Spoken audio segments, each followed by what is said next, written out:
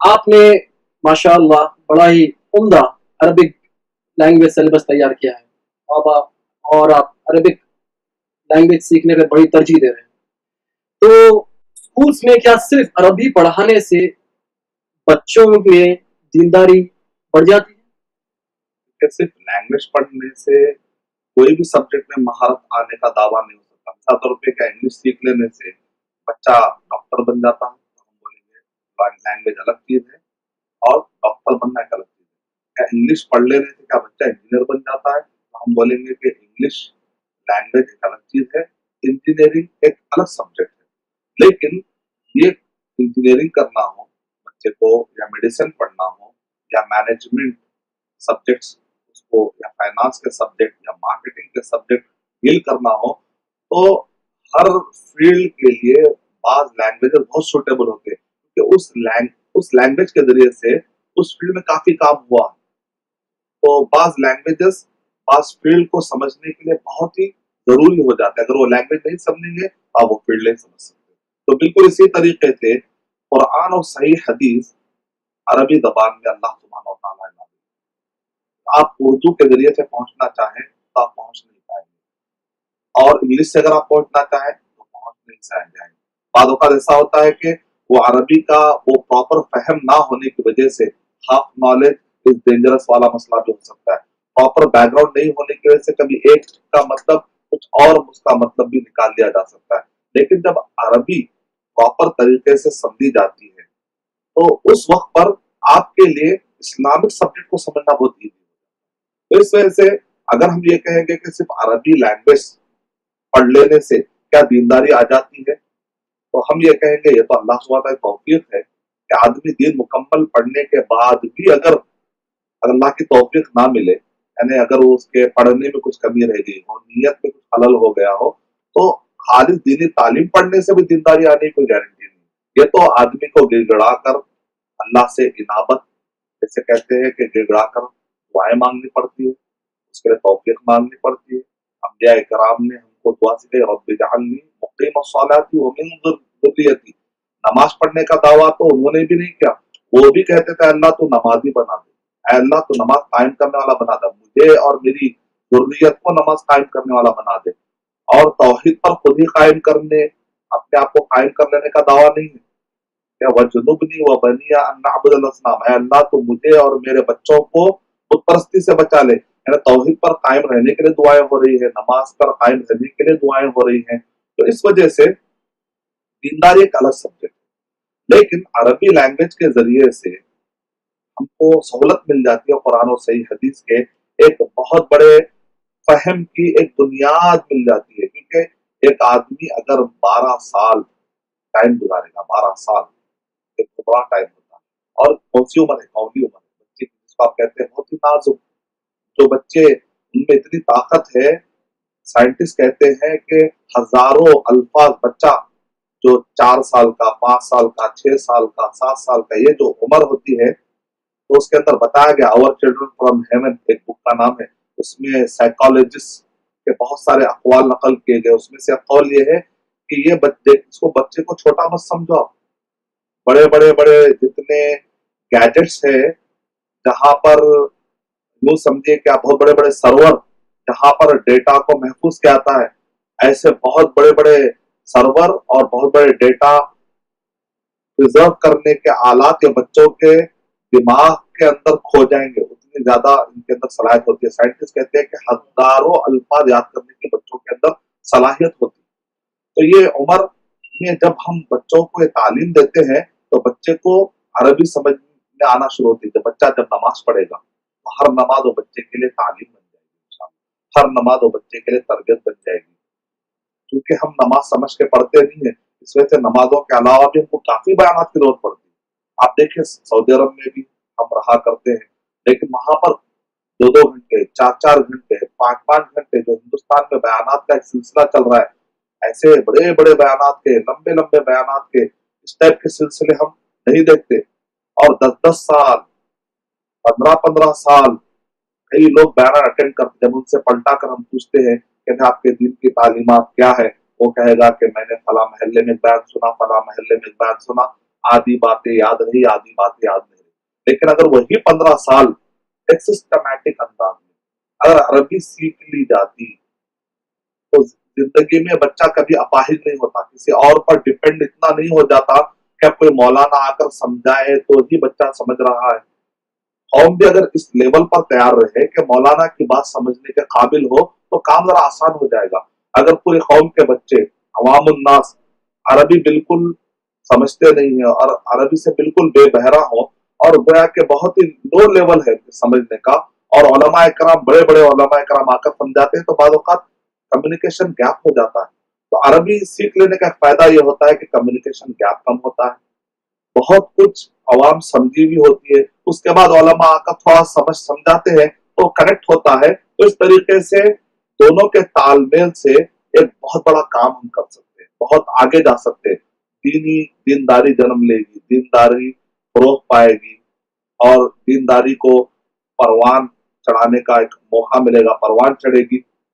तो अरबी सीखने से एक फायदा ये होता है कि दीनी काम आसान हो जाते हैं, दीनी खिदमत आसान हो जाते हैं।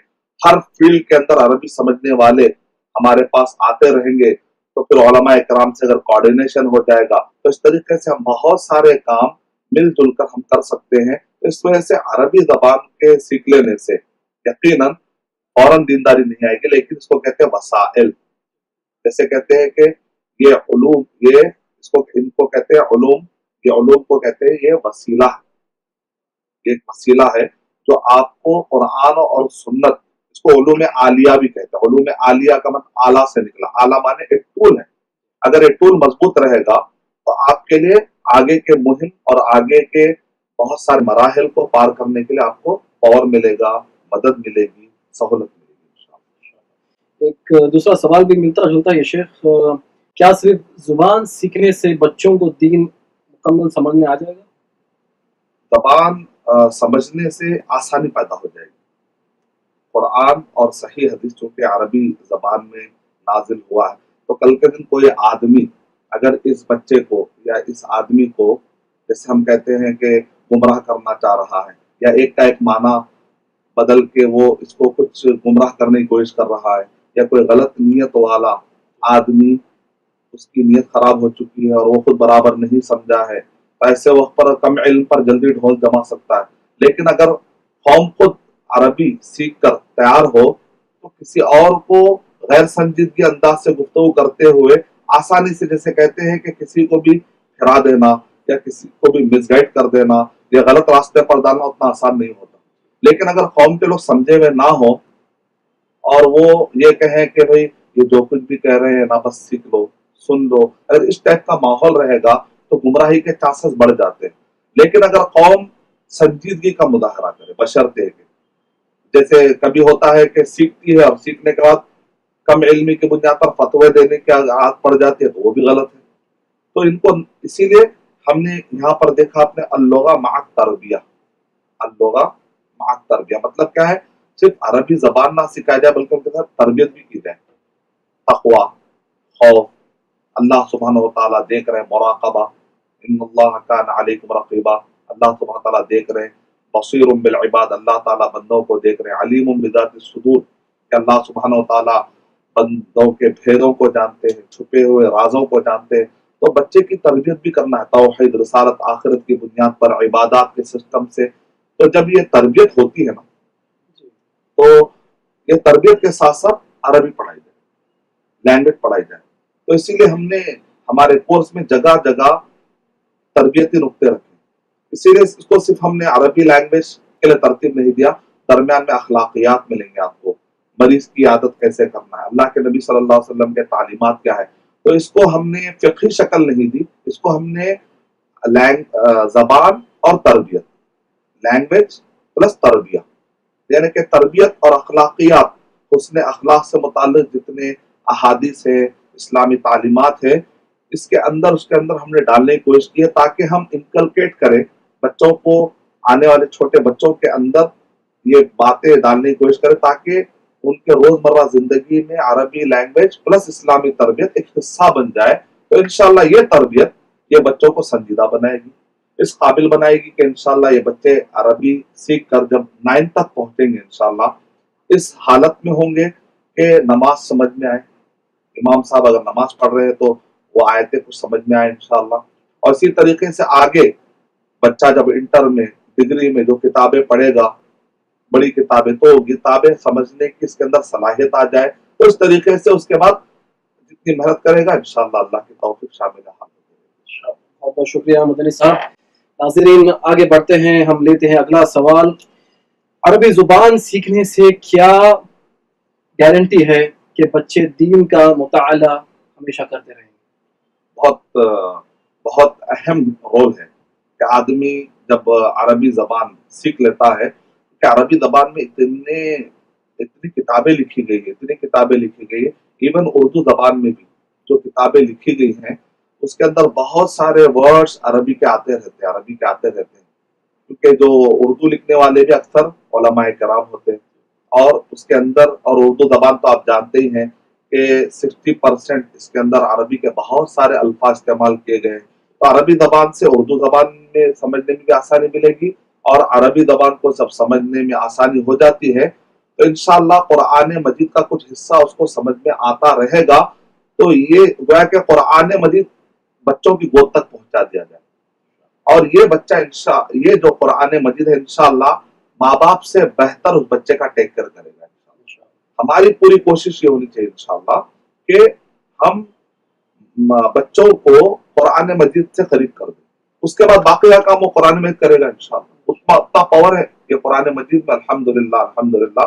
तो हमेशा माँ बाप ये समझते हैं कि भाई बच्चों कब तक टोके, कब तक तरबियत करें, तो आप अपने तरबियत की लिमिट मत बनाइए, आप अपना डू द पॉजिटिव, आप अपना जो काम करना है करिए, लेकिन कोशिश ये करिए कि बच्चे को जल्द से जल्द कुरान मजीद से जोड़ दे, कि कुरान मजीद की वो कुछ आयतें समझने की कोशिश करे, क्योंकि कुरान मजीद जब बंदा पढ़ता है, चलते फिरते समझने की कोशिश करता है, ऐसा लगता है कि अल्लाह सुब्हानहू व तआला उससे घर में बात कर रहे हैं, बाहर बात कर रहे हैं, मस्जिद में बात कर रहे हैं, उसको ऐसा लगेगा कि अल्लाह ताला उससे डायरेक्ट खिताब कर रहे हैं, और वो फील करेगा कि अल्लाह सुब्हानहू व तआला मुझसे डायरेक्ट खिताब कर रहे हैं।